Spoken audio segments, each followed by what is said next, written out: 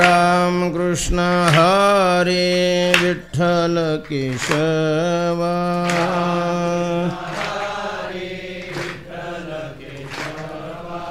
राम कृष्ण हरे विठ्ठल केशवा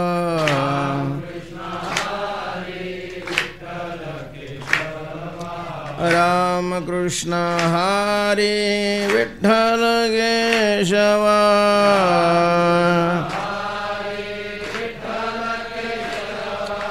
राम कृष्ण हरे विठ्ठल केशवा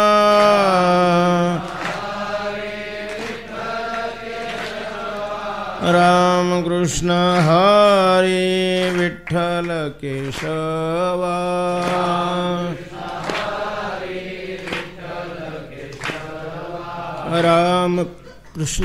हरे विठ्ठल केशवा राम कृष्ण हरे विठ्ठल केशवा राम कृष्ण हरे विठ्ठल केशवा राम कृष्ण हरे विठ्ठल केशवा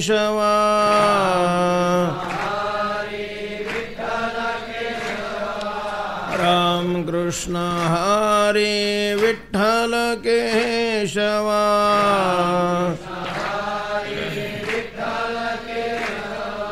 राम कृष्ण हरे विठ्ठल केशवा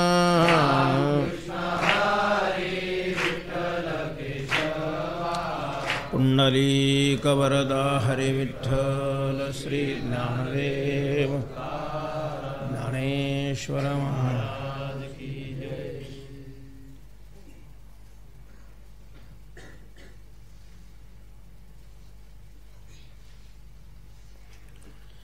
नमो सद्गुरु तुकया ज्ञान दीपा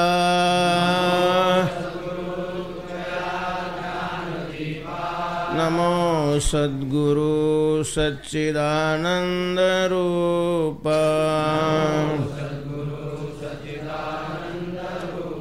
नमो सद्गुरु भक्त कल्याण मूर्ति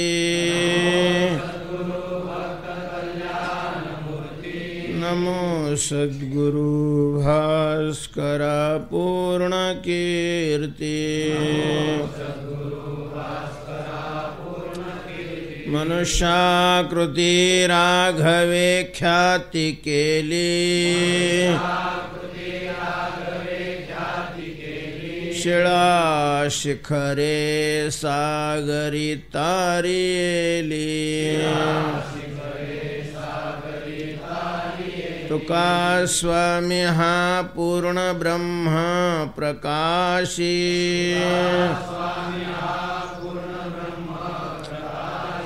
जळी रक्षिले निर्जीवा कागदासी महाराज हा जन्मला मृत्युलोकी दुजे उपमाना ढळे इहलोकी भवसिंधुसी बांधिला से तुझेने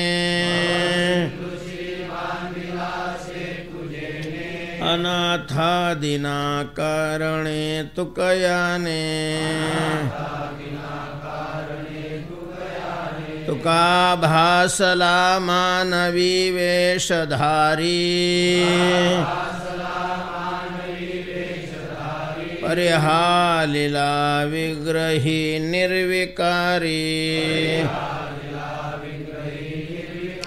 स्वये श्री हरि व्यापको सर्वजीवा तुका तो चितो हा पर ब्रह्म ठेवा जया पूजिले आदरे पांडुरंगे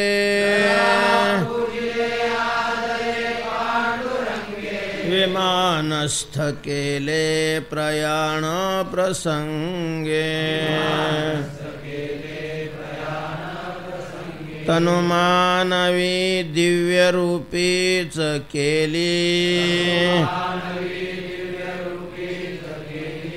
न त्यागी तिये दिव्य लोकासी नेली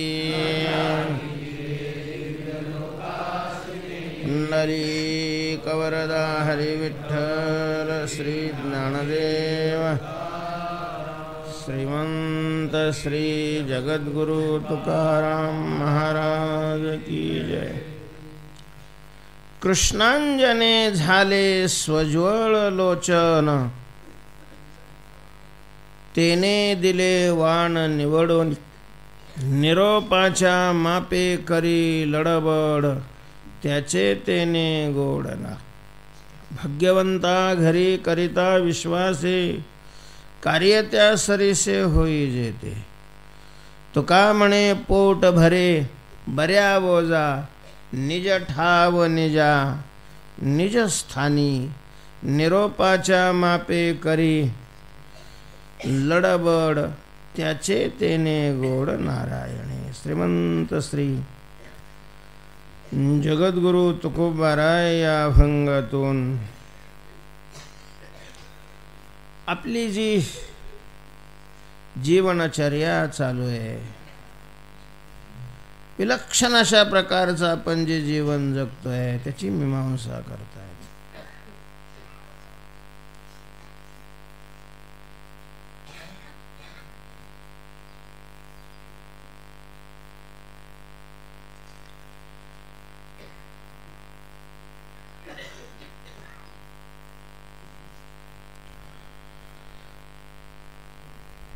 तुकोबाराय जे जीवन जगत होते ते सर्वसामान्य माणसाच्या जीवन जगण्यापेक्षा आगळं वेगळं जीवन होतं हे सगळ्यांना मान्य करावं लागेल, कबूल करावं। आणि मग साहजिकच त्यांच्या जीवनाकडे पाहून माणसं तर्ककुतर्क करायचे, चिकित्सा करायचे, वेगवेगळे प्रश्न लोकांच्या डोक्यामध्ये निर्माण व्हायचे, दुसऱ्यालाही विचारायचे, ते स्वतःही त्याचा उकल करण्याचा प्रयत्न करायचे। पण तुकोबारायांच्या वागण्याविषयीचं असं चांगल्या प्रकारचं समाधान त्यांचं कोणाकडूनच होतं। तुकाराम महाराज असं का वागतात, कसं वागत होते तुकाराम महाराज? विचित्रच वागत होते महाराज, अक्षरशः शुद्ध संसारिक माणसाच्या दृष्टीनं तर बावळटपणाचं वागत होते।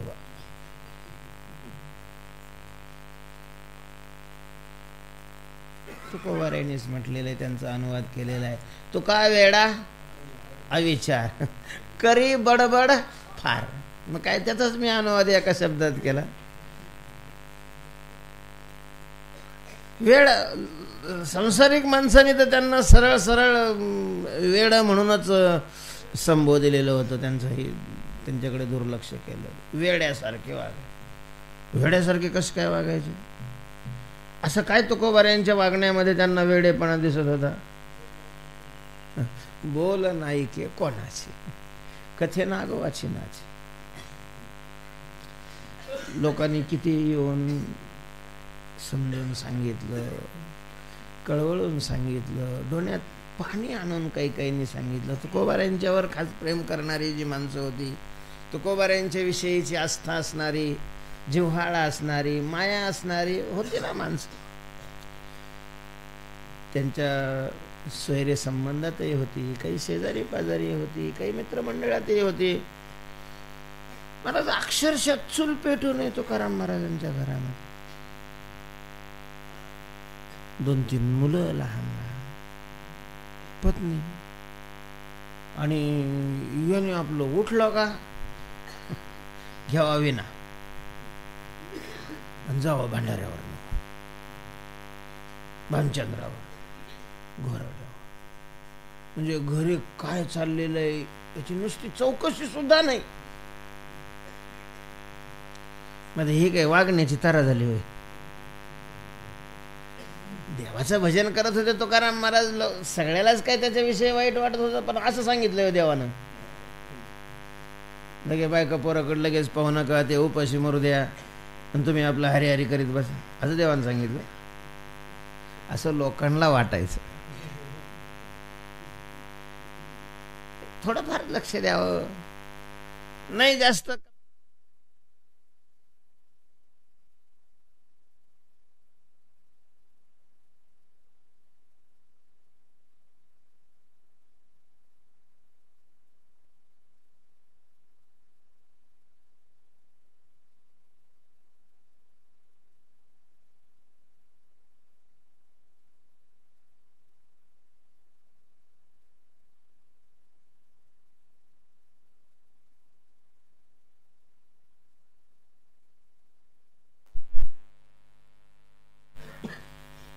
दुसरं काय असतं त्यांचं, म्हणजे आधारच काय, पूर्ण वेळ ज्याला परमार्थामध्ये द्यायचा आहे, चिंतनामध्ये घालवायचा आहे, त्याच्या खर्चा करता त्याला काही ना काहीतरी स्वीकार. शास्त्राने त्याचं काय केलेलं आहे, समर्थन केलेलं आहे.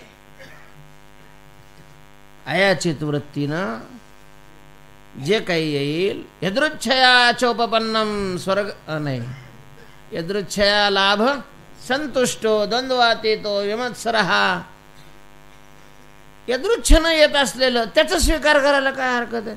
बरं, कुणी द्यायला गेलं, नाही म्हणला का हे तुमचे तुम्ही घेऊन जा, ज्यात झालं असलं तर घाटावर वाटून द्या, घेतो नव्हते, स्वतः कमवीत नव्हते, मिळवीत नव्हते. मग आता हे विचित्र नाही का? विलक्षणच अशा प्रकारचे. काय हरकत काय होते वर तुकाराम महाराजांना? कुणी दिल्यावर चोरी नका ना करू तुम्ही, पण कुणी होऊन जर प्रेमाने श्रद्धेनं कुणी अर्पण करत असेल तर तुकोबारांना घ्यायला काय अडचण होती? बरं, देवाकडं मागत नव्हते,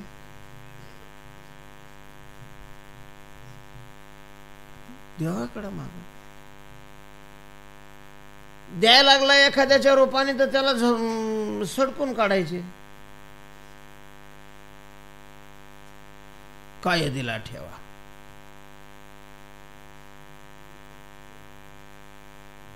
शिवाजीच्या माध्यमातून भगवंताने आपल्याला जे देतो ते कोण देतोय? परमात्मा देतोय. भक्ती करणाऱ्याने सगळे संबंध परमार्थाशी भगवंताशी जोडावे. कोण शेटन भटन पाटीलन चाटील कोणी नाही देत. आमचा देव आम्हाला देतोय. तो कोणाच्याही मनामध्ये उभा राहतो, कोणाच्याही रूपामध्ये उभा राहतो आणि तो आपल्याला देत असतोय. आपल्याला काय घेणं आहे कोणाचं? सकळ जीवांचा करीतो सांभाळ तुझं मोकलेला आहे. कुणी एखादा फुगत असेल त्याला म्हणा सरक बाजूला, तुझा बाप उभा राहतो की नाही दुसरा पाय. तो काय देतो? पंक्ती. धन असलेले सत्ता थोडेसे फुगतच राहते ना. आम्ही महाराजाकरता एवढं करतो, मग महाराजांनी आमचे पाय नाही पुसावे का?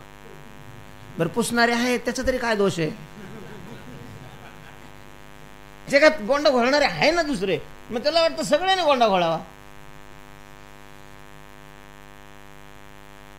याचा अर्थ कोणाशी तुसडेपणानं वागावं असं नाही, पण लाचार बी नाही व्हावं.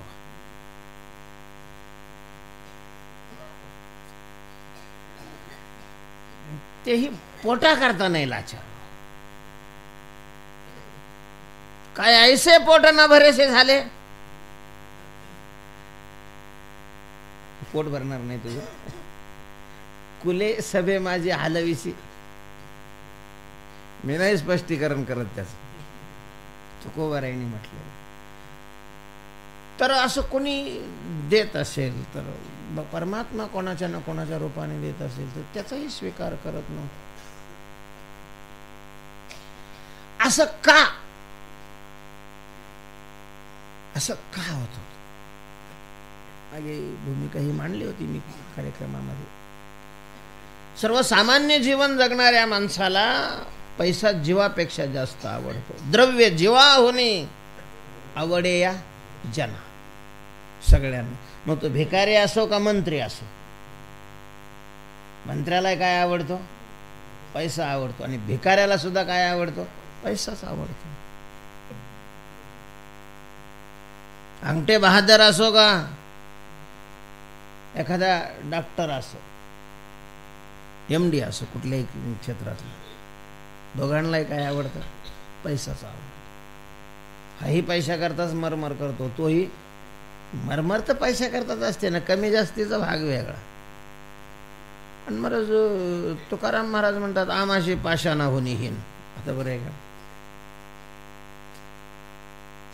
लोकांना जीवापेक्षा जास्त आवडत असेल तो, पण आम्हाला आमच्या समोर त्याला दगडा इतकी सुद्धा काय नाही किंमत नाही आहे. दगडापेक्षा कमी. पाशाना होनीहीन आहे आमच्या दृष्टीने.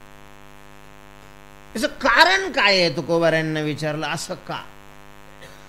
असं का?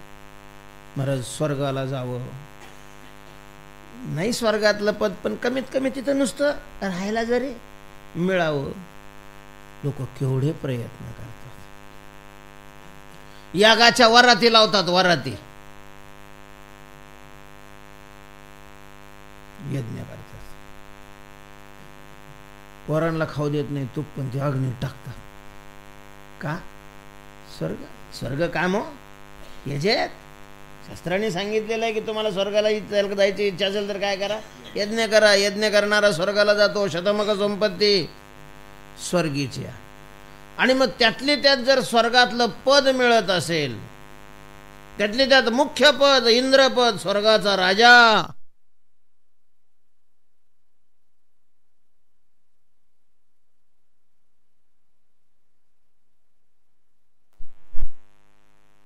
पद मिळण्याकरता केवढे मारतात. नुसते मरतच नाही, एखादा आडवा येत असेल तर त्याला लगेच झोपवतात, मारतात. सोसायटीच्या पदाकरता एवढ्या कुटाठेवी करतात. आणि हे इंद्रपदाविषयी बोलतात. इंद्रपदाधिक भोग.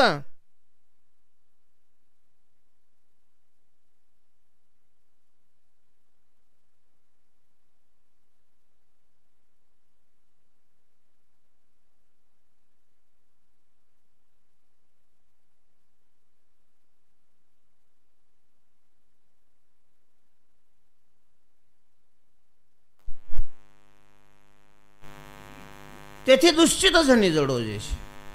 मग याचं कारण काय आहे हो? सर्वसामान्य आम्हाला सत्ता संपत्ती असली तर मोठेपणा वाटतो. ती मिळवण्याकरता अख्खं आयुष्य माणसं स्वतःची पोरं बळी देतात पैसा करता. असे काही प्रसंग घडलेले आहे की कोणाच्या तरी नादी लागून स्वतःची मुलं बळी देण्यापर्यंत मजल जाते.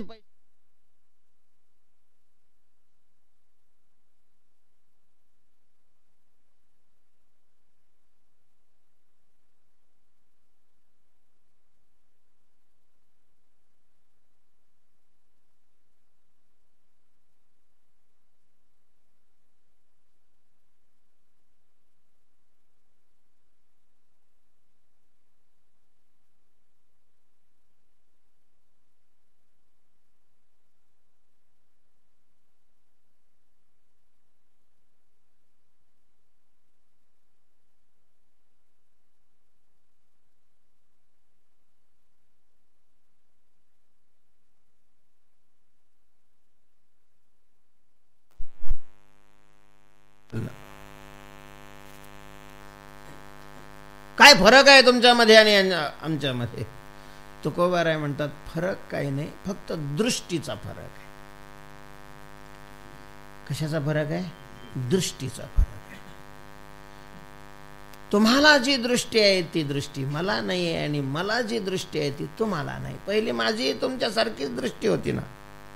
मी पुढ्याच बांधित होतो ना पहिला.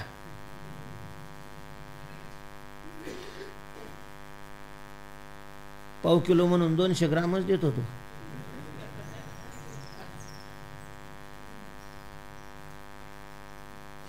पण आता मला नजर प्राप्त झाली, दृष्टी प्राप्त झाली. कशामुळे दृष्टी प्राप्त झाली आणि त्या दृष्टीचा परिणाम काय झाला त्या अभंगाच्या या प्रथम चरणामध्ये सांगतायत की कृष्णांजने झाले स्वज्वळ,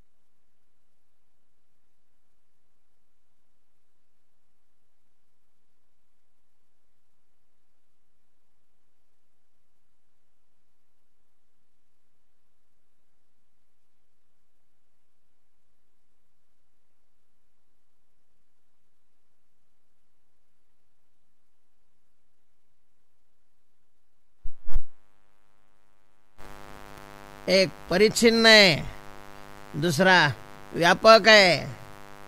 एक जड आहे, दुसरा चेतन आहे. एक सुख स्वरूप आहे, दुसरा दुःख स्वरूप आहे. आणि सगळ्यात महत्वाचं एक सत्य आहे आणि दुसरा मिथ्या आहे, खोटा आहे आणि खरा आहे. खऱ्या खोट्याचं मिश्रण म्हणजे हे जग आहे. या जगात तिसरा पदार्थच नाही. जसं कालामध्ये रात्र आणि दिवस, तिसरं काय आहे? तिसरं काहीच नाही. तसं खरं हे आहे आणि खोट. जगात सगळं खोटं नाही आहे, जगात सगळं खरं नाही आहे. खऱ्या खोट्याचं मिश्रण म्हणजे जग आहे. आणि त्याची नजर मला प्राप्त झालेली आहे की खरं काय आहे आणि खोटं काय. हे त्याच्यातलं वर्म आहे आणि ते मला कळालं. तुम्हीही त्याच पदार्थाकडे, त्याच जगामध्ये राहता, मीही त्याच पदार्थाकडे पाहतो, त्याच जगामध्ये राहतो, पण तुम्हाला वर्म नाही कळालेला, वर्म माहित नाही. आणि मला काय माहिती? वर्म माहिती. रांधिली रस सोय निकी, नाही ते नाही. विषय रांधिली रस सोय, जय जेवणारा ठाऊवे होय. तै तो ताटची सांडवणी जायची. दुष्ट माणूस आहे एखादा, दुसऱ्याच्या नाशाने ज्याला आनंद होतो अशा प्रकारच्या वृत्तीचा माणूस आहे. आणि मग त्यांनी पाहिलं की यांचं जर वाटोळं करायचं असेल, यांना खलास करायचं असेल तर काय करायचं. मग त्याच्या लक्षात आलं की हे सगळे क्षेत्रात राहणारे आहे ना, हे नुसतं आमंत्रण आलं की पळते जेवायला, बाकीची काहीच चौकशी नाही करत. त्यांना असा मुळावर घाव झाला. सहसा आपण काय करत नाही, नाही करत ना. कुठं करतो चौकशी की पंगत देणाऱ्याच्या गळ्यात माळ आहे का, स्वयंपाक करणार आहे त्याच्यात लसूण कांदा टाकणार आहेत का, डालड्याचा करणार आहे का दुसराच करणार आहे. कधी कोणी केले चौकशी? एखादा कोणी करत असेल, पण बहुतेक शक्यतो फार झालं तर मुख्य आयटम काय आहे एवढी चौकशी होते.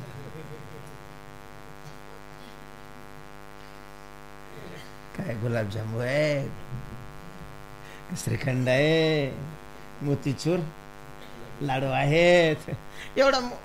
बाकीचं नाही चौकशी करत आपण. करावे की न करावे हा भाग नाही इथला आपला याचा व्याख्यानाचा. पण सहसा दृष्टांता करता त्यांनी पाहिलं की हे काही कोणी चौकशी करत नाही. पण मग दिले आमंत्रण सगळीकडे सांगितलं गुलाबजामू गुलाबजामू गुलाबजामू. आणि महाराज त्या गुलाबजामू मध्ये त्यांनी काय टाकलं? विष टाकलं. मारण्याकरताच केलं. पंक्ती बसलेले आहेत, गुलाबजामू वाढलेले. बसणाऱ्याला तर असं वाटत होतं की पुंडलिकवर देखावा होती, पुंडलिकवर देखावा होती. कारण आता काही सामाजिक बंधन असतात. एकटाच असला तर मग तेवढी विचार नाही करत म्हणा. पण मग सगळ्यात बसल्यावर काहीतरी लाज काज तरी थोडंफार नियमाचं पालन करावं लागतं. इतक्यात मुख्य माणूस जो त्याचा कट्टर ज्येष्ठ होता, ज्याला त्याच्याकरता त्याने सगळं कुटाणा केला, तो येऊन बसला. तो येऊन असा बसला आणि इतक्यात त्याच्या संबंधीच्या लक्षात आलं की याने स्वयंपाकात काय घातलेले, विष घातले, हा जाऊन बसलाय तिथं. आणि मग त्यानं असं लांबून खुणवलं. ते दोघांचं एकमेकाला कळलं आणि हा उठला. काय माणूस आहे, येडफीड लागलं काय याला. भरल्या ताटावून काय झालाय, भरल्या ताटात तुकाराम महाराज भरल्या ताटावून काय होते, उठलेले. भरलेलं ताट पाठवलं होतं शिवाजी महाराजांनी. नुसता एखादा भरलेलं ताट देतो एवढं फक्त कळायचं आम्हाला उशीर आहे. तिथं प्रत्यक्ष भरलेलं ताट शिवाजी महाराजांनी काय केलेलं आहे, पाठवलेलं आहे. आणि त्याच्यावरून उठले महाराज तुकाराम महाराज. लोक भरल्या ताटावरून उठलो. बावळे काय, काय अडचण काय होती यांना. नाही म्हणे मला नाही जेवायचं, मला नाही जेवायचं. हो पण का, तो आग्रह करतोय नाही जेवायचं. मग बाकीचे सगळे उठले, का बरं तुम्ही का नाही जेवत, काय अडचण काय. मला त्याच्यातलं वर्म कळालंय. काय वर्म आहे, विष घातलंय त्याच्यात. त्याच्यात काय घातलेलं आहे, विष. अशा प्रकारचं. अरे जेवणात विष घातलेलं आहे असं कोणी म्हणलं तर त्याच्यावर विश्वासही बसलं, बाकीचे जेवणार नाहीत. पण संसार खोटा आहे असं म्हणलं तर त्यांना म्हणतील बरं झालं एवढी दक्षिणा घ्या तुम्ही निघून जा, आमचं चालू द्या व्यवस्थित. इकडून नाही ना कुणी विश्वास ठेव. तर तुकाराम महाराज म्हणतात की मला हे कळालं, याच्यातलं वर्म कळालं, दिसलं मला हे का हे खोटं आहे. आणि मग खोट्याच्या नादी लागून आयुष्य बर्बाद करण्यात शहाणपणा नाही. खोटं मिळवता येत नाही असं नाही, खोटं मिळत नाही असंही नाही, पण ज्याच्याकरता मिळवायचं ते काम खोटं पूर्ण करू शकत नाही. मिळवता येत नाही का खोटं, मिळवता येत. उपयोग काय होतो त्याचा. आणि या खऱ्या खोट्याचे दृष्टी मला प्राप्त झाली, त्यानं हे निवडून दिलेलं आहे की हे खरं आहे आणि हे खोटं आहे. म्हणून मी समाज कोणीकडे चाललाय हे नाही, खरं काय आहे त्याच्या प्राप्तीकरता रात्रंदिवस प्रयत्न करतोय. खरे स्वार्थी तुकाराम महाराज आहेत महाराज, खरे सकाम तुकाराम महाराज आहेत, खरे लोभी तुकोबार आहेत. कारण खऱ्याचे लोभी आहेत. खरे लोभे म्हणजे काय आहेत, खऱ्याचे लोभे. बावळट आहे आपण.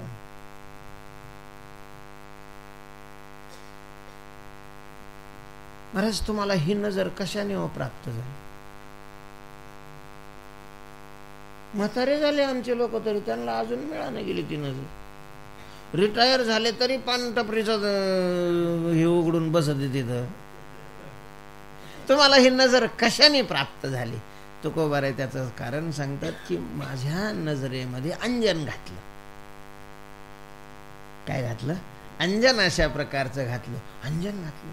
कसं होतं ते अंजन, म्हटले ते काळसर अंजन, कृष्णांजन. कृष्णांजने झाले सोज्वळ लोचन. कृष्णांजन, अंजन घातलं. कुणी दिलं हे अंजन, तुमच्या डोळ्यात घालायला कोणी अंजन दिलं. आणि हे डोळ्यात घालावं असं तुम्हाला का वाटलं. डोळ्यात अंजन कधी घालतात, डोळे जर खराब असतील, डोळ्याने जर व्यवस्थित दिसत नसेल, वस्तू एक आहे डोळा जर दुसरीच दाखवत असेल, डोळ्याला कामीन जयाच्या झाली नेत्राशी कावीळ झाली. काविळीचा पडदा असा तो याच्यावर आलेला आहे. त्या पडद्यातून जर पाहिलं तर मग पांढरी वस्तू कशी दिसायला लागते, पिवळी दिसायला लागते. दोष झाला डोळ्यामध्ये, एक एक वस्तू असली तर दोन दोन दिसायला लागतात. लहान असेल तर मोठं दिसायला लागतं, मोठं असेल तर लहान दिसायला लागतं. अशा ज्या वेळेला नजरेमध्ये दोष निर्माण होतो त्यावेळेला तो दोष घालवण्याकरता काय घातलं जातं? अंजन घातलं जातं. मग हे अंजन तुम्हाला डोळ्यात घालावं असं का वाटलं? तुकोबाराय म्हणतात का वाटलं म्हणजे डोळा व्यवस्थित दाखवेना गेला म्हणून वाटलं. पण मग तुमचा डोळा व्यवस्थित दाखवत नव्हता का? तुमचा पण नाही दाखवत, पण तो दाखवत नाही हे तुम्हाला जाणीव नाहीये. मला ती जाणीव निर्माण झाली. माझे या संचिताचा ठेवा तेने हे वाट दाविली देवा. आपले तरी डोळे कुठं आपल्याला वस्तू जशी आहे तशी दाखवतात? निर्दोष डोळे असतील तर वस्तू जशी आहे तशी दाखवतील. या ठिकाणी डोळे शब्दाचा अर्थ हे चर्मचक्षु नाही घ्यायचे. इथले जे डोळे आहेत ते कोणते डोळे आहेत? बुद्धिरूपी डोळे आहेत. वस्तूला जाणण्याचं काम, वस्तू कशी आहे याचा निश्चय करण्याचं काम कोणाचं असतं? बुद्धीचं असतं. डोळा फक्त रूप दाखवतो. ते रूप ज्या द्रव्यावर आहे ते द्रव्य दाखवतो. ते योग्य आहे, अयोग्य आहे, ग्राह्य आहे, त्याज्य आहे हे डोळा नाही दाखवत. डोळ्याने दाखवलं काय? दाखवलं की एक पत्रवाळी आहे, पत्रवाळीवर पंचपक्वान्न वाढलेले आहेत. भात आहे, भाजी आहे, जिलाबी आहे, गुलाबजाम, सगळे पंचपक्वान्नाने भरलेलं ताट. हे कोणी दाखवलं? डोळ्याचं काम आहे रूपवान वस्तूला द्रव्यासह दाखवणं. संपलं डोळ्याचं काम. बुद्धीनं विचार करायचा आहे की आहे पण हे ग्राह्य आहे की त्याज्य आहे. बुद्धीनं पाहिलेलं आहे पक्वान्न जरी चांगलेले आहेत पण 3 रस्त्यावर ठेवलेलं आहे. कुठं ठेवलेलं आहे? 3 रस्त्यावर ठेवलेलं आहे किंवा स्मशानामध्ये ठेवलेलं आहे. असं जर असेल आता जर बुद्धी थोडीशी बरी असेल याची तर ते त्याला सांगेल की त्याज्य आहे. तुझ्या करता हे ग्राह्य नाहीये, कारण हे वाहिलेलं आहे, हे अर्पण केलेलं आहे, हे दुसऱ्याला अर्पण केलेलं आहे. जे दुसऱ्याला अर्पण केलेलं आहे ते ग्राह्य. दुसऱ्याच्या निमित्तानं असलेलं सुद्धा ग्राह्य नाहीये तर त्याला अर्पण केलेलं कसं काय ग्राह्य ठरेल? ग्राह्य. पण हे ग्राह्य नाहीये एवढं कळण्याकरता सुद्धा ज्या डोळ्यांनी ते कळायचं, जर जे डोळे दाखवणार आहे त्यांच्यामध्ये कृष्णांजन जरी नसलं तरी धर्मांजन तरी असावं लागतं. पापपुण्यांजन तरी असावं लागतं. तेही जर नसेल तर ते म्हणेल वाह धन्य आजी दीन.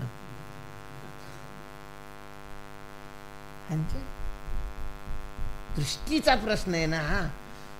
तर माझ्या बुद्धिरूपी नेत्रामध्ये हे अंजन घातलं, अंजन. आणि त्यामुळं ते नेत्र एकदम काय झाले? स्वज्वळ झाले, निर्दोष झाले.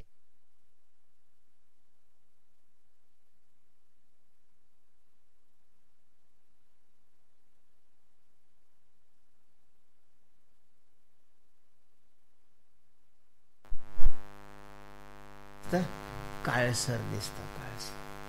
अतिशय स्वच्छ जर पाणी असेल तर ते पाणी सुद्धा काळ दिसतं. काळ काळ काळ जंभूळ पाणी हो, असं शुद्ध असेल तर तसं कृष्णांजन म्हणजे शुद्ध अंजन. कृष्णांजन शब्द संत वाङ्मयामध्ये आणखीनही काही अभंगामध्ये आलेला आहे. ज्ञानोबारायांनी म्हटलेलं आहे साधू संत माय बाप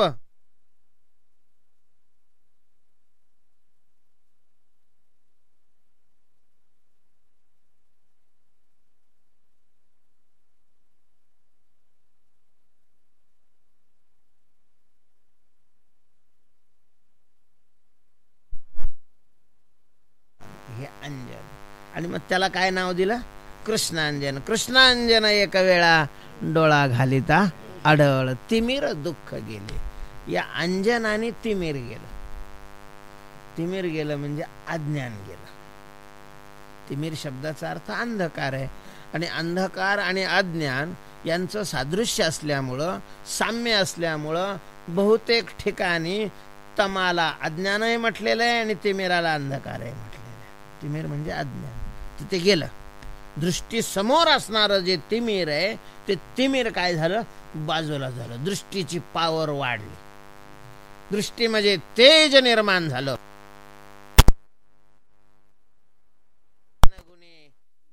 झाली दिव्य दृष्टी, दिव्य दृष्टी झाली. कल्पना निमाली द्वैता. तर अशा प्रकारचं हे कृष्णांजन आहे. कृष्णांजन. पण मला त्याच्याकरता सांगायचं होतं, तिथं कृष्णांजन शब्दाचा अर्थ वेगळा आहे आणि या अभंगामध्ये कृष्णांजन शब्दाचा अर्थ वेगळा आहे. या ठिकाणचं जे अंजन आहे तर ते विवेकाचं अंजन आहे. विवेकाचं. पुढच्या उत्तरार्धाशी जो संबंध आहे, तेने दिले वान निवडून, त्या अंजनामुळं दृष्टीला जे तेज आलं आणि त्या तेजाने वान निवडले, म्हणजे पदार्थात निवड केली. ते जे कृष्णांजन आहे ते वेगळं. त्यांनी तर द्वैत आणि अद्वैत सगळं घालवलंय. यानं द्वैत दाखवलं पण पदार्थात काय केली, निवड केली. हे अंजन म्हणजे राजहंसाच्या चोचीचं सारखं अंजन आहे. चोचीसारखं. तर राजहंसाची चोच काय करते, दूध आणि पाणी नुसतं वेगळं नाही करत. राजहंसाच्या चोचीचं उदाहरण नुसतं दुधातलं पाणी दाखवण्याकरता नाही, दूध आणि पाणी वेगळं करण्याकरता नाहीये, तर दुधातल्या पाण्याला वेगळं करून दुधाचं सेवन करण्याकरता. नुसतं वेगळं आहे असं समजून काय उपयोग आहे. दारू पिणाऱ्यालाही समजतं, ते बिड्या ओढणाऱ्यालाही समजतं की हे काय नाही, योग्य नाही. कारण त्याला योग्य वाटत असतं तर चांगला प्रवचनात येऊन त्याने घेतली असती.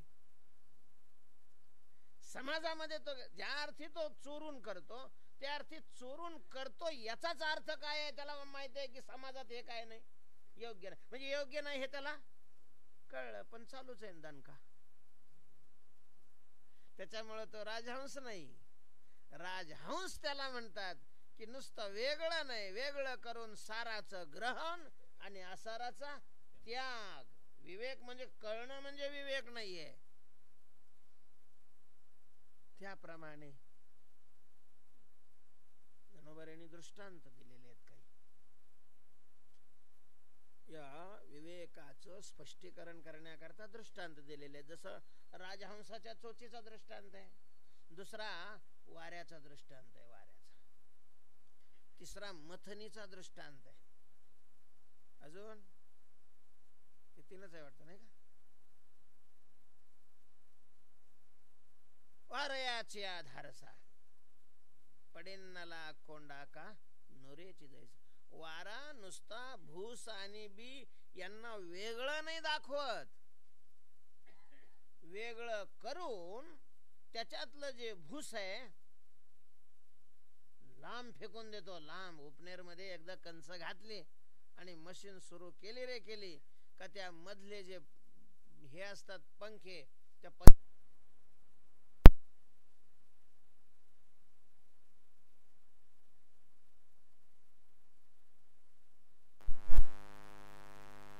फेकून देते. आणि जे कण आहे, जे धान्य आहे,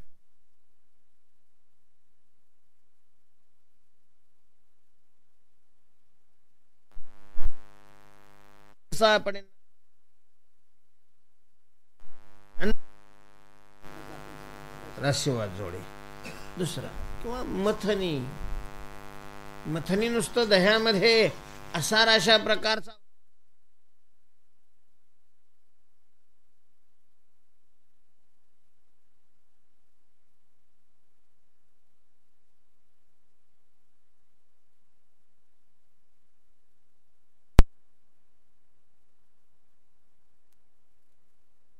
वाटून देत असत, नाहीतर मग फेकून द्यायचे. असा तस या विवेकरूपी अंजनाने मला या सृष्टीतल्या वानामध्ये वेगळे करून दाखवले, निवडून वान मला दिलेले आहेत. आणि म्हणून मग मी जे सार आहे, जे खरं आहे, जे अविनाशी आहे, जे चेतन आहे आणि जे आनंद स्वरूप आहे, त्याच्या प्राप्तीकरता काय करू लागलो? प्रयत्न करू. दोघांच्या प्राप्तीचे तर प्रयत्न शक्य नाही. म्हणजे दोन्ही मिळवायला काय हरकत आहे तुम्हाला? परमार्थ संगी काय परमार्थ जोडे हे तो न घडे. तर हे दोन्ही नाही होत ना. दोही एकही होया बघा आता शरीराशी दोन नाही, कारण हे दोन विरुद्ध आहेत. हे दोन काय आहे? विरुद्ध आहे. विरुद्ध. विषयाचा आनंद सेवन करण्याकरता वृत्तीला बहिर्मुख व्हावं लागतं आणि परमात्म्याचा आनंद उपभोगण्याकरता तिला अंतर्मुख व्हावं लागतं. एका वेळेला ती दोन बाहेर आणि आत कशी जाणं शक्य आहे? आत जाणारीला बाहेर यायला नको वाटत असतं, बाहेर जाणारी तिला आत राहणं.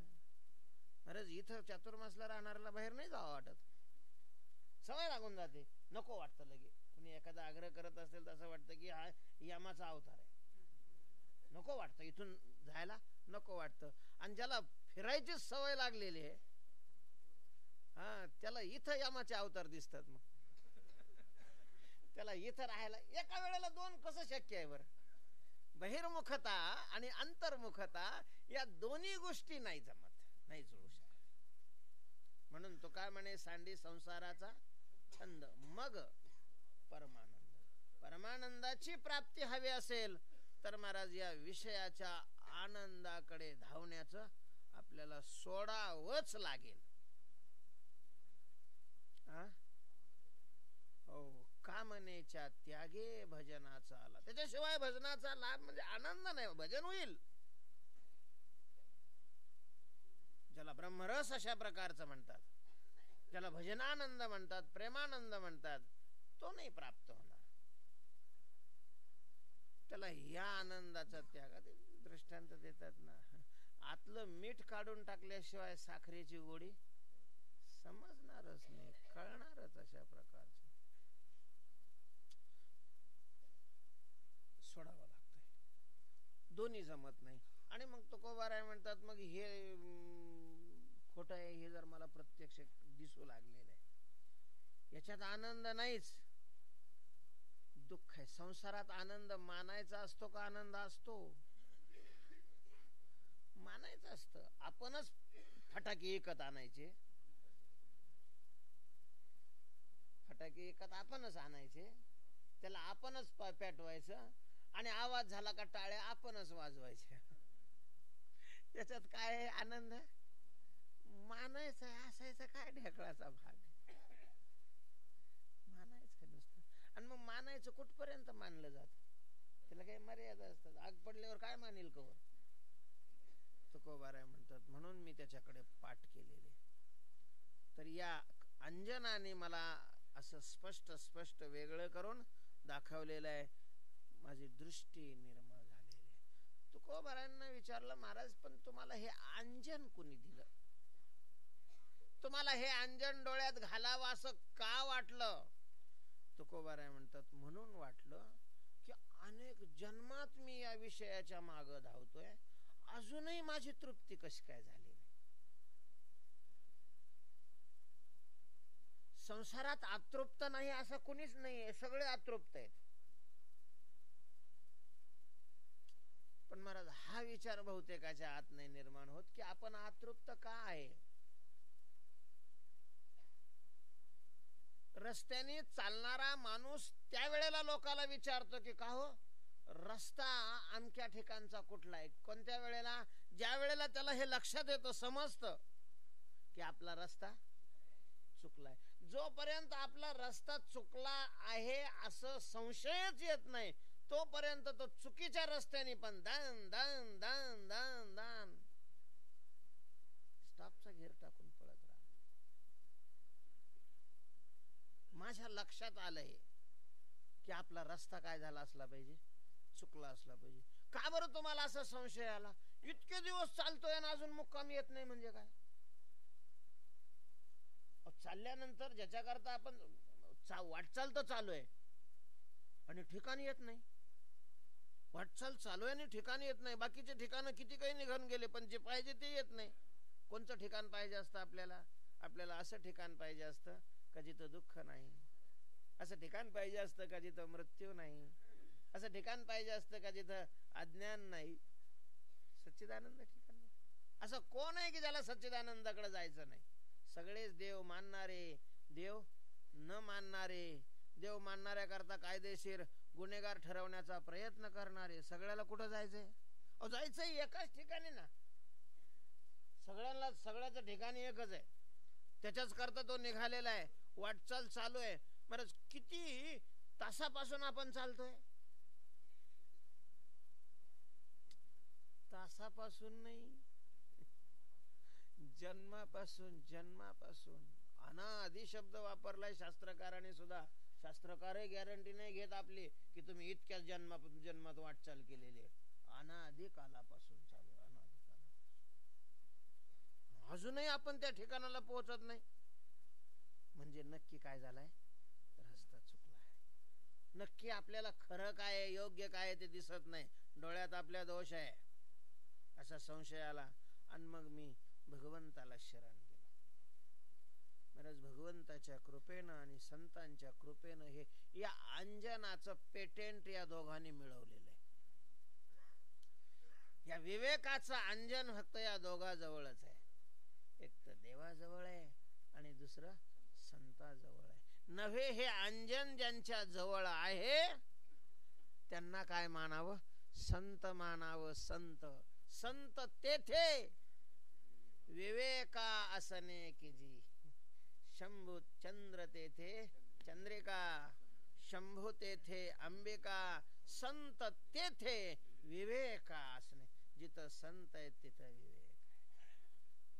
ज्ञानोबऱ्यांचं वर्णन करत असताना जनाबाईंनी म्हटलेलं आहे विवेक सागरा.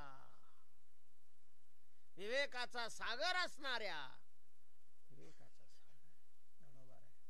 ज्ञानोबाऱ्यांच्या ज्ञानेश्वरी करण्याच्या पाठीमागचा जो उद्देश आहे तो ज्ञानोबाऱ्यांनी स्पष्ट केलेला आहे. फिटो विवेकाची वाणी हो काना मनाजिनी. देखे आवडे तो खानी ब्रह्मविद्येची विवेकाची वाण.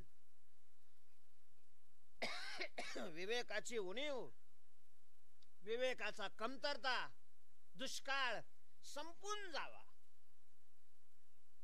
ज्ञानेश्वरी, गाथा, भागवत हे ग्रंथ नाहीत. हे विचाराचे, विवेकाचे काय आहेत? सागर आहे. समुद्राच्या प्रकारचे समुद्र. मला हा विवेक संतांनी दिला, भगवंतांनी दिला. सदा संताचे संगती कळो आले कमला. फुले कोणीच नव्हते. निश्चय चित्ती दृढ. महाराज नुसतं ऐकणं वेगळं, दृष्टी उघडणं वेगळं. सामान्य परमार्थ चालू राहतो. सामान्याला फल नाही मिळत. सामान्य परमार्थाने फार झालं तर ते एक सत्कर्म म्हणून पुण्य तयार होतं. बस संपलं. याच्यापेक्षा नाही. साक्षात्कार रूपी फल मिळण्याकरता सामान्य साधना उपयोगाला येत नाही. त्याला विशेष साधना करावी.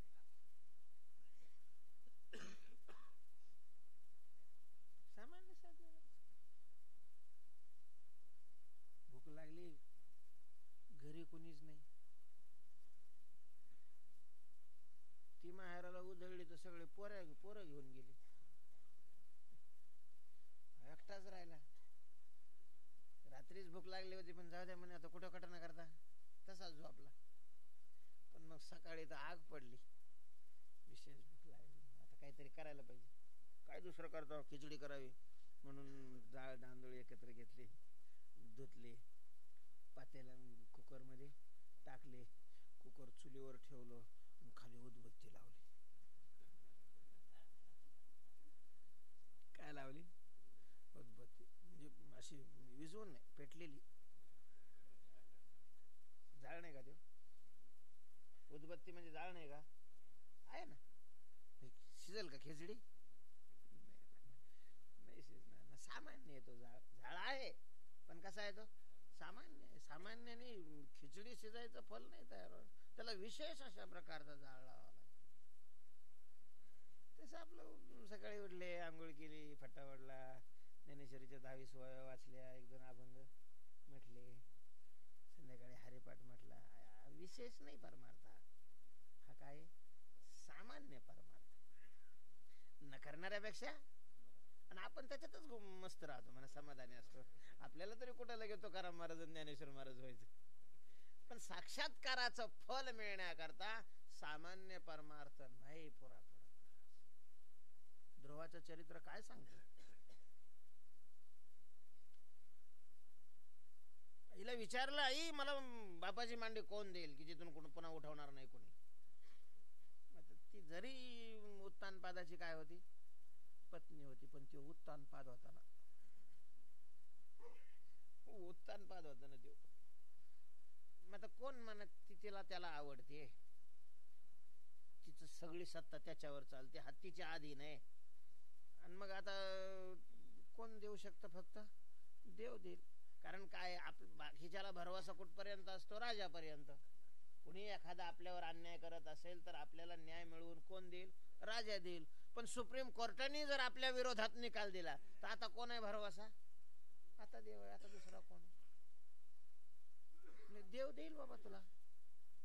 ते म्हणे कुठं आहे तो? जर देव देत असेल तर मी त्याला घेऊन येतो आणि माझ्या बापाची मांडी मिळवतो. कुठं आहे? म्हणले बाबा त्याच्या दर्शनाकरता तपश्चर्या करावी लागते. मी चाललो म्हणे तपश्चर्या करायला. एवढं पोरग 5-6 वर्षाचं मला निघालं. तप कशाला म्हणतात, कसं करावं लागतं, कुठं करावं लागतं, किती करावं लागतं, काहीच माहिती नाही. चाललं तपश्चर्या करायला. नारदांनी पाहिलं. नारद रस्त्यात त्याला भेटले. ए परा, कुठं चाललास? ध्रुव आहे ना तुझं नाव? हो म्हटले. नमस्कार केला. कारण अजून मधून तिथे यायचेच नारद, त्याच्यामुळं हे ओळखत होते त्यांना. ध्रुवही ओळखत होता. कुठं चालला बा? तो म्हणला तप करायला. नारद मोठ्याने असले. तप? लोकांचे 60 वर्ष झाले तरी ते निघाने गेलो, तू तप करायला चालला? तुला तप म्हणजे काय, गोट्या खेळणं वाटलं? अरे तप जंगलात जावं लागतं तप करायला. ते म्हणे मग मी काय पिक्चरच्या टाकीत चाललो का? जंगलाकडेच निघालोय ना.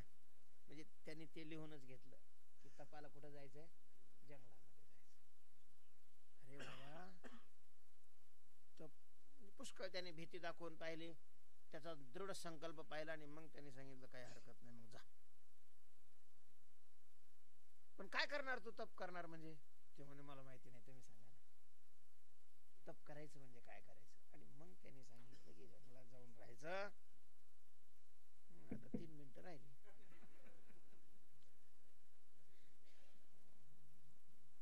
पाहावं लागेल मग त्याच्याकडे हो दे एवढा अभंग, मग पाहू कोणाकडं.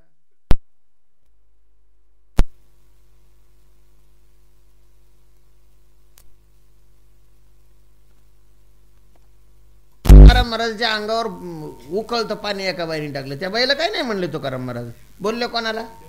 देवाला. आपल्याला काय लाईन गेली तरी वायरमनचा काय संबंध आहे? बोलायचं कोणाला? देवा.